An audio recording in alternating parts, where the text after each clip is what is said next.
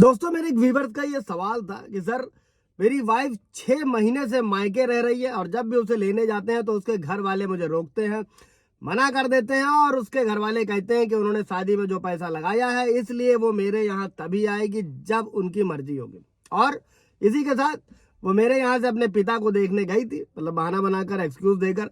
लेकिन जब वो अपने रिश्तेदार यानी कि रिलेटिव के घर पहुंच गई, अब वो वहां से वो मुझे पत्नी ये कहती है कि अपनी जॉब के लिए मुझे उसके साथ ले चलो और अपने माता पिता को भी छोड़ दो दोस्तों। और साथ में ही जो पति था उसके सास ससुर का ये कहना था कि मुझे उनकी सेवा करनी चाहिए।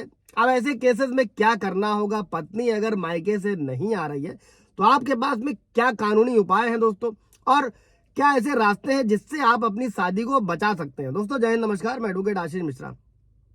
लाइक कर दीजिएगा, शेयर कर दीजिएगा, सब्सक्राइब कर दीजिएगा ताकि ये इन्फॉर्मेशन और लोगों को मिल सके। दोस्तों इसी भी स्थिति में कोई भी जो जूझ रहा है, परेशान हो रहा है या फिर ससुराल द्वारा प्रताड़ित किया जा रहा है दोस्तों, क्योंकि जिस पर भी बीतती है वो इसको बेटर तरीके से समझ सकता है। और हम लोग का कभी यही काम है, आए दिन इन चीजों को देखना, सुनना, समझना पड़ता है।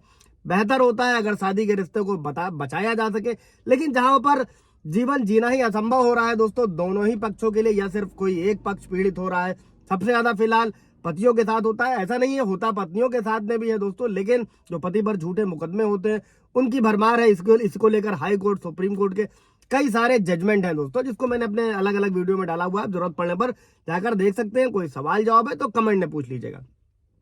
अभी हम बढ़ते हैं दोस्तों अपने उस सवाल के उस उत्तर की तरफ। तो दोस्तों सबसे जो आसान है, जो सही रास्ता है, जैसे कि पहले आपने नोटिस दे दिया, लीगल नोटिस दे दिया, काउंसलिंग हो जाती है। अगर सो फॉर गुड दोनों पक्षों के बड़े बुजुर्ग इकट्ठा हो जाए, शादी बच जाए, बहुत अच्छा है। इसके अलावा अगर ये सब कुछ फेल हो गया है तब आप क्या कर सकते हैं? लीगल राइट के तहत हिंदू विवाह अधिनियम की धारा 9 है, फैमिली कोर्ट में केस डाल सकते हैं दोस्तों। इसे वैवाहिक अधिकारों की बहाली कहा जाता है और इसका मतलब है कि आप कोर्ट से कह सकते हैं कि आपकी पत्नी को आपके साथ रहना चाहिए, क्योंकि शादी के बाद में यह आपका हक है दोस्तों। और ये तरीका जो है खास तौर पर शादी को बचाने के लिए ही बना है। और कोर्ट आपकी पत्नी को क्या करेगा? नोटिस भेजेगा, मामले को सुना जाएगा कोर्ट द्वारा।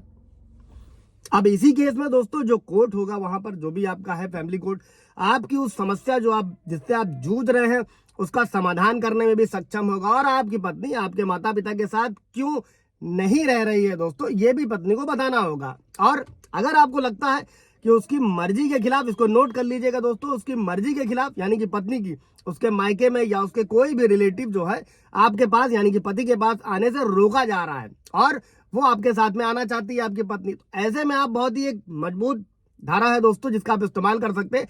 आप सीधे हाई कोर्ट में आर्टिकल 226 के तहत रिट याचिका भी डाल सकते हैं दोस्तों। और ऐसे में क्या होगा? ये तब काम आता है दोस्तों जब कोई जबरदस्ती की बात हो या फिर आपकी पत्नी को जबरदस्ती रोका जा रहा हो। ऐसे में आप करेंगे, हाई कोर्ट ऑर्डर करेगा, तत्काल बेस पे आपका काम होगा दोस्तों। लेकिन अगर वो खुद नहीं आना चाहती है, कोई दूसरी शर्त रखी है, जैसे जॉब है या सास ससुर की कोई बात है, तो कोर्ट में ये सारी बातें आपको साफ करनी होंगी दोस्तों, एविडेंसेस के साथ में। अभी तो ऑडियो रिकॉर्डिंग, वीडियो रिकॉर्डिंग, ये सब भी कोर्ट में मान्य है। सुप्रीम कोर्ट का भी जजमेंट आ चुका है दोस्तों, उससे रिलेटेड भी कोई सवाल होगा तो पूछिएगा।